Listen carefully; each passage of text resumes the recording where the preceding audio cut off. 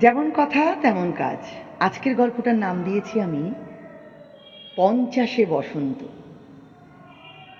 নন্দিতার জীবন শুরু হয়েছিল এক অপূর্ণ বয়সে, যেখানে খেলার সঙ্গী হওয়ার কথা ছিল পুতুল, সেখানে তার হাতে তুলে দেওয়া হলো সংসারের চাবি। শৈশব ফেলে রেখে তাকে হাঁটতে হয়েছিল অনেক এক কঠিন পথে, যেখানে প্রতিদিন ছিল এক একটা লড়াই। ছোট বয়সে সংসার করতে গিয়ে কত কিছুই না বুঝতে পারত না সে।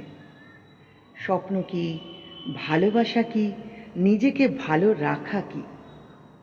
সময়ের সঙ্গে সঙ্গে কষ্ট জমতে থাকে, কিন্তু নন্দিতা ভেঙে পড়েনি। দিনের পর দিন, বছরের পর বছর সে নিজেকে ধৈর্যের সাথে শক্ত করেছিল। সমাজের কটূক্তি, সম্পর্কের টানাপোড়েন আর নিজের অস্তিত্বের প্রশ্ন, সব কিছুর সাথে লড়াই করছিল। আজ 50 বছর পর সে এক মুহূর্তের জন্য থেমে পেছনে তাকালো। তার কষ্ট, তার যুদ্ধ, সব মিলিয়ে সে একজন বিজয়ী।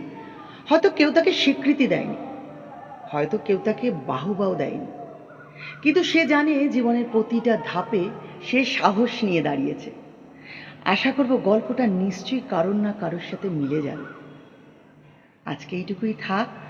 সকলে খুব ভালো থাকবেন। আমি তো লিলি।